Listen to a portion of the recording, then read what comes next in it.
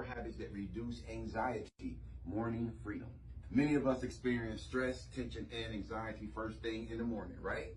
From the moment we wake up, we're rushing to get things done and constantly behind schedule. It feels like your brain is moving a million miles per hour, and by the time your morning is over, your stress has skyrocketed. Think about how morning anxiety affects the rest of your day when you're building on a foundation of stress. You'll end up fighting the same anxiety through the afternoon and evening, and it affects your performance at work and school. It impacts your ability to relax when you get home, and it decreases the quality of your sleep, creating more anxiety for the next day. So it's just a repeating cycle. How do you reduce morning anxiety? All you have to do is wake up 15 minutes earlier.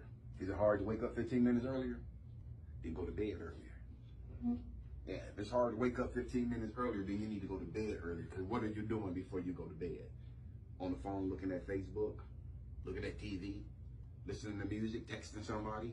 So how do you reduce morning anxiety? All you have to do is wake up 15 minutes early. The truth is, we need extra time and space in the mornings. Suddenly, you're ahead of schedule. You give yourself 15 minutes than what you usually have, and you're 15 minutes ahead. Instead of rushing from one thing to the next, you can take your time. That wiggle room significantly reduces your morning anxiety, which keeps you happier and more productive throughout the day. So rushing and being behind, a lot of times that sets the tone for your morning. But the worst part about that is it don't stop there, because it bleeds into your afternoon and it bleeds into your evening. A day of anxiety. Imagine a week of that.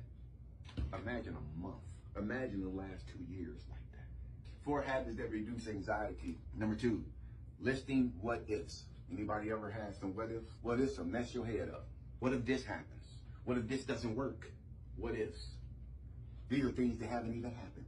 For many people, anxiety takes shape as a flurry of irrational questions polluting your brain.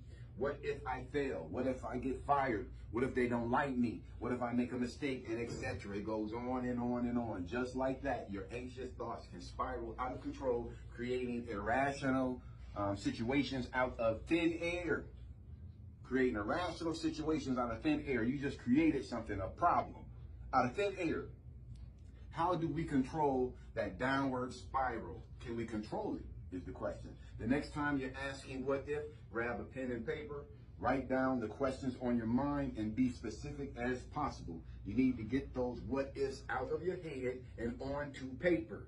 Sometimes you need to write things down to see the flaws in your logic, because once you write the stuff down and you can see it and it's not in your head, but you can actually look at it, you can make sense of it, make more sense of it. And realize that a lot of this stuff that sometimes you look at that piece of paper and you're like, I can't believe that this is really what's in my head. I can't even believe that this is really what's stressing me out.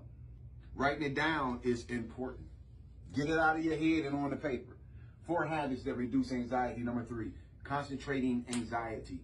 Because sometimes we get so stressed out with anxiety, we forget what we stressed out about. Sometimes we're anxious about so many things that we lose track of what's actually bothering us.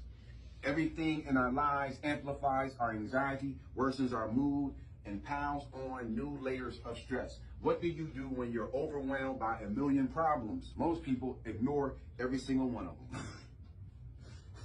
Most people, what they're going to do is ignore every single one of their problems and pretend like their anxiety doesn't exist, but that doesn't work. They try to power through the pain, but stressors and negative thoughts will get progressively worse the longer you leave them unresolved. So you can't ignore those kind of things. They bubble up from the back of your mind unconsciously, affecting your productivity, your happiness, and your well-being. Instead of neglecting your anxiety, pick one thing you're anxious about and give that one thing 100% of your attention. Ask yourself, what caused it? Where is it coming from? Why do you feel anxious about it? By concentrating on a single problem, you may realize how insignificant your worries really are. So when you're dealing with problems, when you're dealing with stuff, it's best to deal with them one at a time.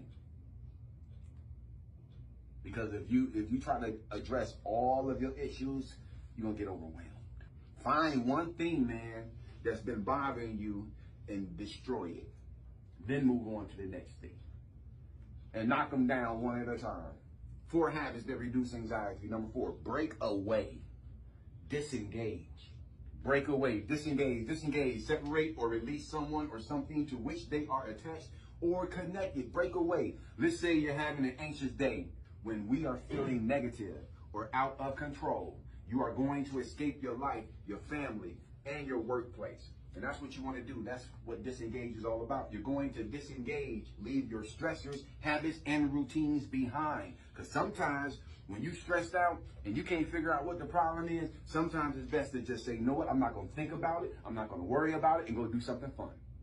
That's disengaging. Somebody who you can't resolve an issue with, and it's bothering you and it's on your mind and it is making you upset, the fact that you can't fix this particular problem, disengage. Go fishing. Disengage. Go to the park. Get some sun on your face. Sometimes it's best to disengage. We're talking about how to reduce anxiety. You're going to transport yourself. And when you disengage, you're going to transport yourself to a new place and a new state of mind. Wherever you go as far as this new place, that's totally up to you because it's different for everybody. Some people like fishing. Fishing don't do nothing for me. But if it does something for you, then that's good. Some find peace of mind walking through a local park, enjoying fishing, the sunshine, the scenery, and the fresh air. Others take internal vacations because you don't necessarily have to leave your house to disengage. Because there's a lot of people in prison and jail, and they disengage. They focus on something else. They get a good book to read. So you don't necessarily have to physically disengage. You can internally disengage from somebody. Yeah. All right, so others take internal vacations, reducing their anxiety with mindful meditation and quiet moments of thought. While there are many ways to spend your mini vacations, there are a few things you shouldn't do. Don't use this time to numb your brain. So when you disengage, avoid activities like watching TV, browsing social media, or playing video games, because basically all three of those things I just mentioned, they're designed to numb your brain. They're time wasters. They're distractions. So we don't want distractions and time wasters when we disengage or when we break away. Not only do these activities make it difficult to relax, but they increase your anxiety by creating feelings of guilt, shame, and laziness. It's also important to spend your breakaway time, your disengagement, is in solitude, physically and emotionally, which means don't be texting people and don't be calling people on the phone. This is your personal time. So when you disengage totally. Find a quiet place. This is your time and your time alone. Find a quiet place, man.